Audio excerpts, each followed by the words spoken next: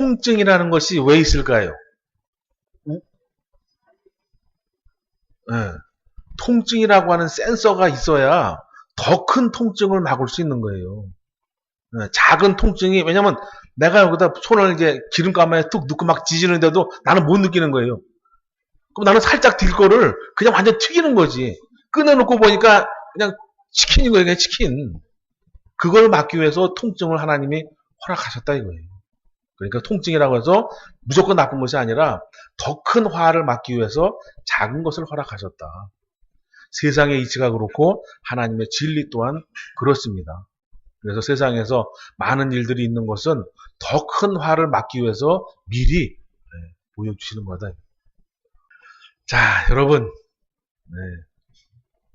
김보성이가 늘 외치던 거 뭔지 아십니까? 김보성이? 예. 이거 아시죠? 네, 그렇죠.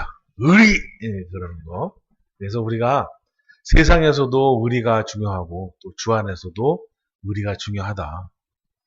네, 왜냐면 의리가 없고 좀 이렇게 속이 깊지 않고 까불까불하면 내가 내 스스로 나의 저 격을 떨어뜨리는 거다 이거예요. 그죠?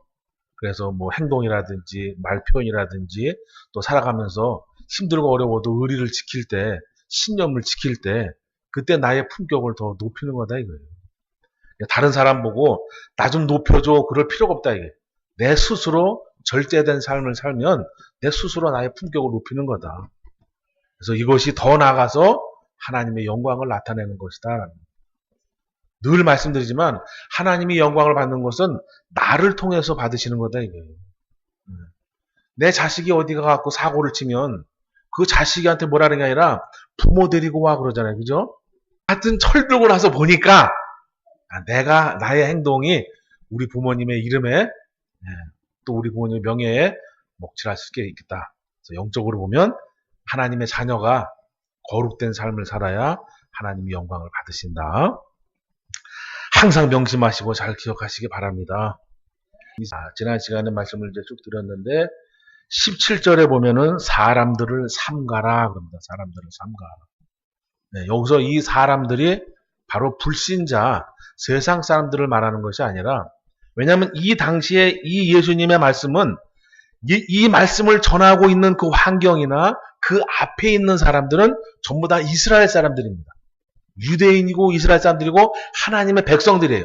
그 사람들에게 너희는 저 사람들을 삼가해야 돼라는 거예요.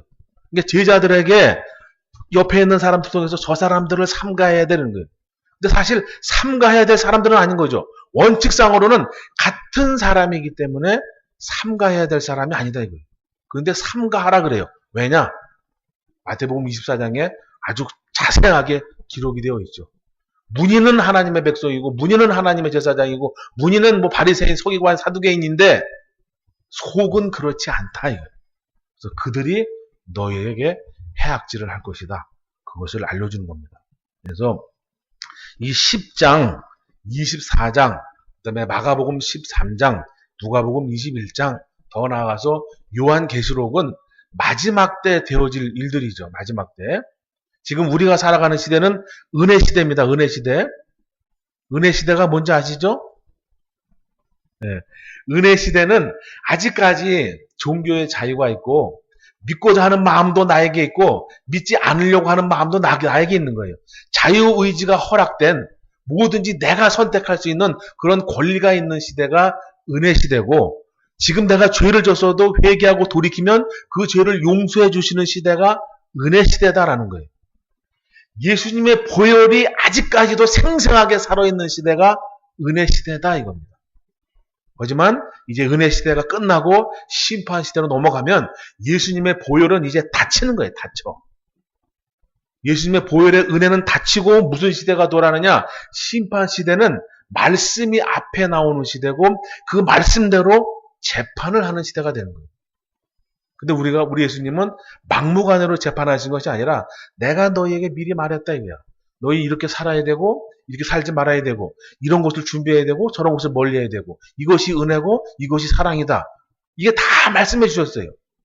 그래서 그날에 가서 내가 말씀을 얼마만큼 먹고 얼마만큼 깨닫고 그 말씀대로 준비했느냐에 따라서 상급의 심판을 받을 것이냐 영벌의 심판을 받을 것이냐 라는 것입니다. 할렐루야. 이왕이면 상급의 심판대에 우리는 서야 됩니다. 불신자들이나 서는 영벌의 심판대 앞에 서서는 안 됩니다. 잘했던 못했던 강아지 털 모자만 있더라도 천국문 앞에 상급의 심판대 앞에 서야 됩니다.